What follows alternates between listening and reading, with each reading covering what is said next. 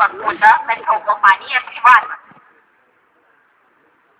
Legile nu se fac pentru companii private, pentru o anumită companie privată. Legea pentru Roșia Montană este o lege specială care cuprinde 10 pagini de derogări de la legile care sunt în vigoare în România. Exploatarea de la Roșia Montană și anul poate începe decât dacă această lege va trece de Parlament. În acest motiv sunt demonstrantă. Pentru a le aminti celor puțini pe care i-am votat, de ce au fost aleși. Pentru a apăra drepturile oamenilor, pentru a păzi interesele naționale. Este o lege care vrea să justifice niște nedreptăți, expropierea oamenilor prin faptul că este un proiect de interes național. De ce este un proiect de interes național? Și se vorbește despre locurile de muncă pe care le-ar crea RBGC și Roșia Montană. Despre câteva sute de locuri de muncă. Nu se vorbește nimic de miile de familii, de 12.000 de familii care, în județul Alba, își câștigă traiul din creșterea taurinelor. 45.000 de taurine sunt declarate în județul Alba. Dacă exploatarea de la Roșia Montană care începe, acești oameni nu ar mai avea cum să-și câștige traiul. Vorbim despre 12.000 de familii. La Galați au dispărut 10.000 de locuri de muncă. De ce oamenii nimeni, nici un politician să întrebe ce se întâmplă cu acei oameni? De ce nimeni nu s-a pus întrebarea unde au dispărut 100.000 de oameni din județul, din orașul Galați? Aceasta este cifra cu care a scăzut populația Galațiului în ultimii 20 de ani. 100.000. Nu a venit nimeni să întrebe, pentru că nu este vorba de aur. Am văzut, fiind mediatic, am trăit, așa cum nu credeam, cenzura. În prima săptămână după proteste nu s-a văzut nimic pe niciun post TV. Ca și cum nu am fi existat. Ca și cum oamenii care au ieșit pentru dreptul lor la sănătate, pentru dreptul lor la viață, la demnitate nu există. În următoarea săptămână am văzut un film mediatic în care s-a vorbit despre aur, bani și interese. Nimeni nu a vorbit despre sănătate. Nimeni nu a vorbit despre impactul asupra mediului. Nimeni nu a spus că există și alte metode, mai puțin nocive, de exploatare a aurului. Exploatarea cu cianuri a aurului este cea mai nocivă, dar și cea mai ieftină.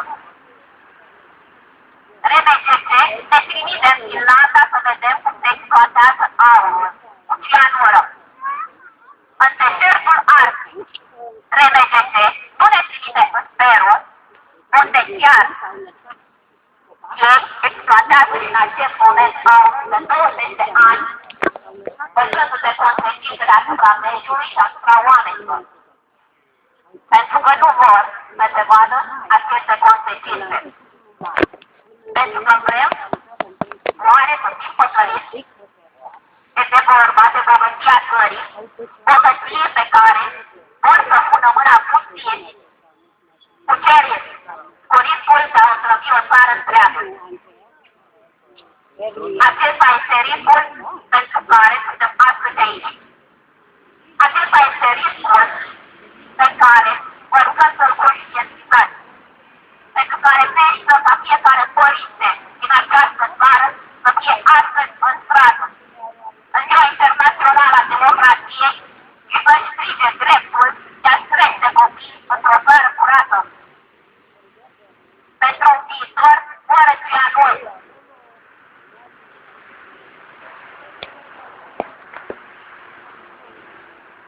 Ole, ole, ole, la nascoadă, parosană, pentru Roșia montană.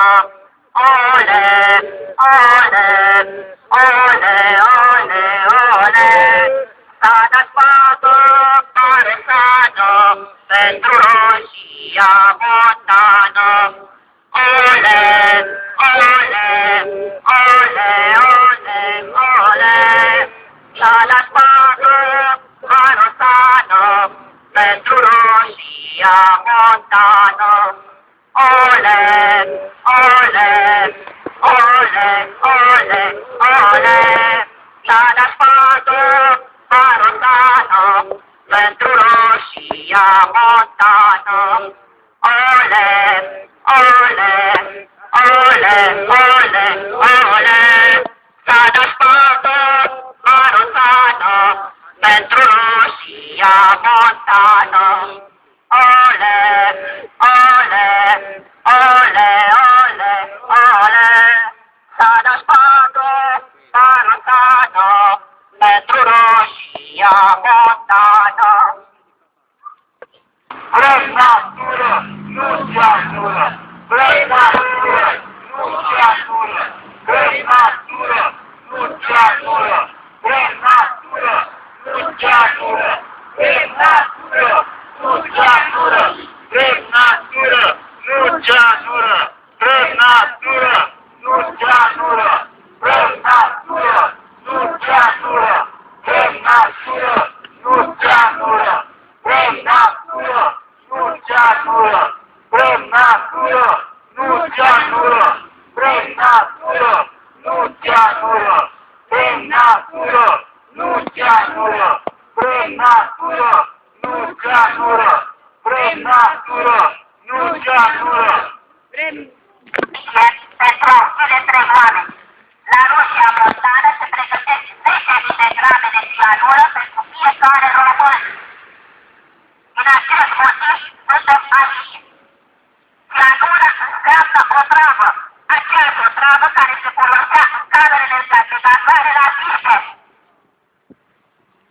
Cianura înseamnă moarte. La Roșia montană se pregătesc 10.000 de grame de cianură pentru fiecare român. Acesta este adevărul care nu se spune pe niciun post TV. Acesta este adevărul murdar pe care nu-l spune nimeni. Tehnicul medic nu vorbește despre acest proiect de lege. Pentru că niciun om care are conștiință și știință nu și-ar putea asuma răspunderea pentru consecințele dezastrului ecologic care ar urma dacă s-ar începe exploatarea cu cianură la Roșia montană. Din acest motiv nu se vorbește despre sănătate. Din acest motiv se vorbește doar despre bani, aur și interese. În Sărat s-au pierdut 10.000 de locuri de muncă. Sunt dintre noi multe membri ai familiei plecați din țară pentru a-și putea întreține familiile aici. Sunt dintre noi modul greu. Dar avem puterea să luptăm pentru că avem sănătate. Acest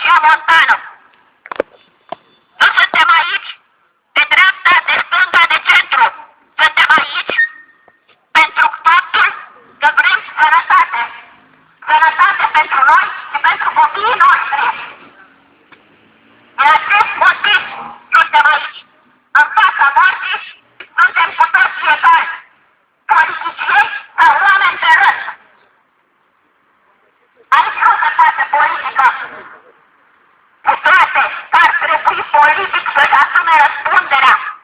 Cei care supun să discute asemenea lege neconstituțională, o asemenea lege nedreaptă, care permite unei companii străine exproprierea cetățenilor români. În 40 de zile, fără 45 de zile, fără licitație. E o companie privată, îți dau ție proprietar cât am eu chef și te dau în 45 de zile afară din casa ta. Din casa în care te-ai născut tu, părinții tăi și bunicii tăi. Te dau afară de pe pământul pe care trăiești de sute de ani. La Roșia Montană se află certificatul de naștere a poporului român. Minele romane de mici de 2000 de ani vechime, aurul pentru care a venit Traian în Dacia. Din acest motiv este important acest vid arheologic. Putem să vorbim despre istorie, dar atunci când nu mai avem viitor, mai vorbim despre istorie, mai vorbim despre trecut, ideea dreptul la viitor. Putem să vorbim foarte mult de impactul cultural pe care îl are acea zonă asupra istoriei românilor. Dar nouă ni se acum dreptul la viitor. Din acest motiv vorbim despre sănătate, nu despre aur, nu despre faptul că bogăția țării urmează să fie jefuită.